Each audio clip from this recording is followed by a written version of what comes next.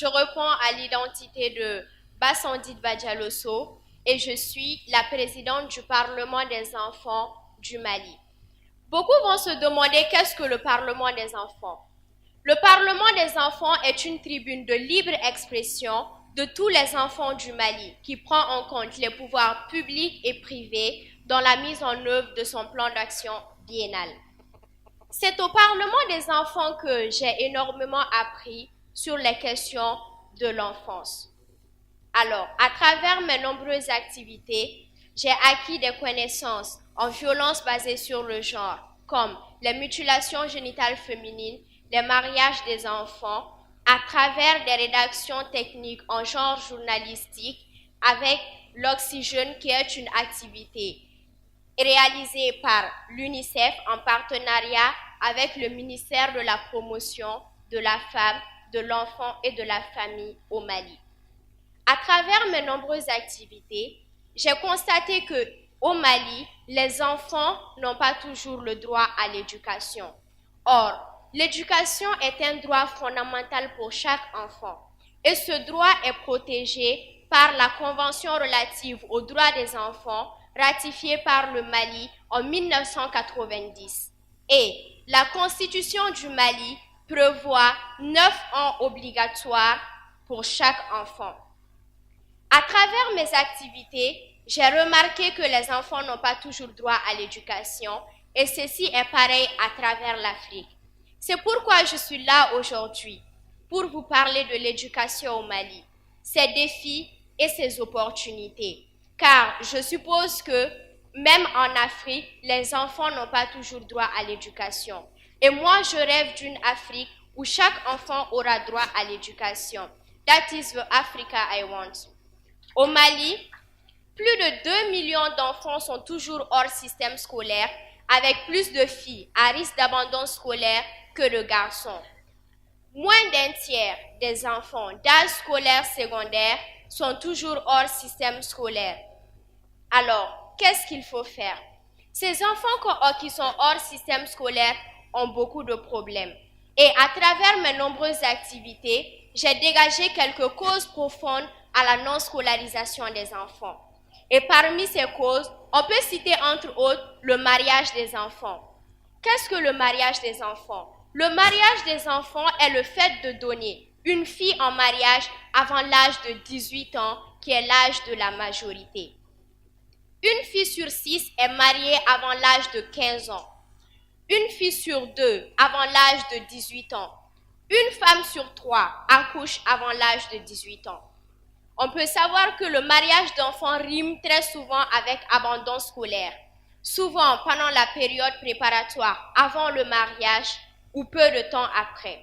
Le rôle d'épouse ou de mère vient souvent avec l'espoir qu'elle prendra soin de la famille, des enfants, de son mari et surtout qu'en Afrique, la famille est très souvent élargie. Le travail d'enfants est également une autre cause profonde à la non-scolarisation des enfants.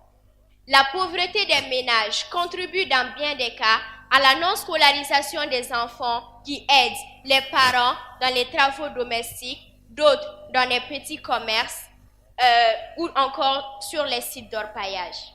Et ceci me fait penser à une histoire. L'histoire du petit Aguirou. Le petit Aguirou qui est un jeune garçon qui a été obligé de quitter l'école pour suivre ses parents sur le site d'orpaillage à Kenyeba.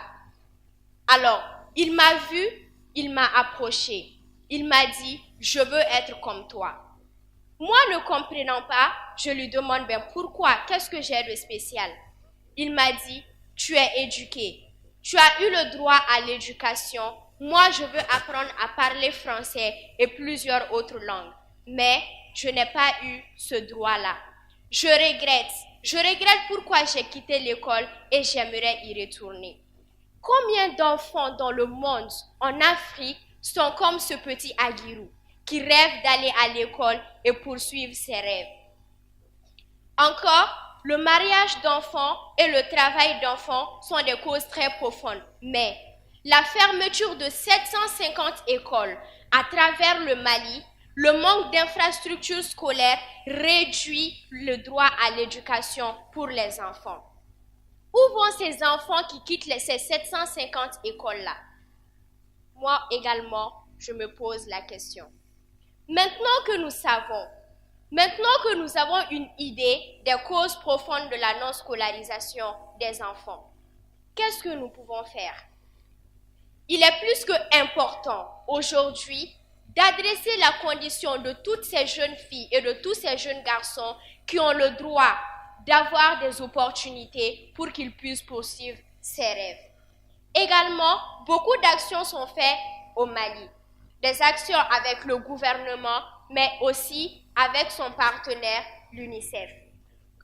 Comme ces actions, nous avons des enfants ambassadeurs. Ces enfants sont formés dans chaque région du Mali en passant par les cercles qui rentrent de porte en porte pour demander aux parents de bien vouloir amener leurs enfants à l'école. Ils les sensibilisent et leur parlent des avantages de l'éducation. Cette approche est appelée l'approche child to child, enfant pour enfant. Encore, le Parlement des enfants mène des actions de sensibilisation au Mali. Avec ces actions, beaucoup de comportements ont changé et beaucoup d'enfants sont allés à l'école. Également, les écoles à passerelle sont des écoles qui aident les enfants à réintégrer le cursus normal.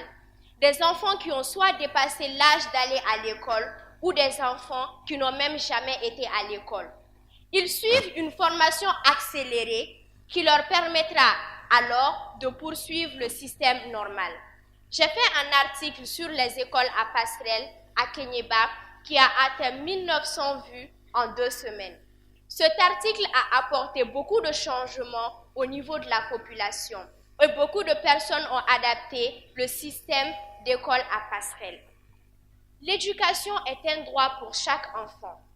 L'éducation jette les lignes de base du développement socio-économique de chaque pays. Toi, tu as été éduqué. Tu as eu le droit à l'éducation. Pourquoi nous aussi, nous n'aurions pas le droit à l'éducation pour que nous soyons peut-être présidents ou même présidentes? Car le genre ne compte vraiment pas. L'éducation est un droit et il permet à l'enfant de se développer personnellement. Il lui permet d'avoir des connaissances. On peut dire, le matériel que tu as peut partir, mais la connaissance que tu as reste à toi et à tout jamais.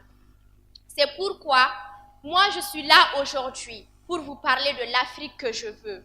Je veux une Afrique où tous les enfants auront droit à une éducation de qualité. Je veux une Afrique où tous les enfants auront leurs droits fondamentaux. Je veux une Afrique où tous les enfants pourront projeter un avenir. Je veux une Afrique où tous les enfants pourront voir leur futur comme un rêve idéal et non comme un cauchemar. Je veux une Afrique fière de ses enfants. Je veux une Afrique éduquée et surtout je veux une Afrique en paix. Et cela ne peut se passer qu'avec l'éducation. This is the Africa I want. Et ceci n'est pas juste un rêve. Je vous remercie.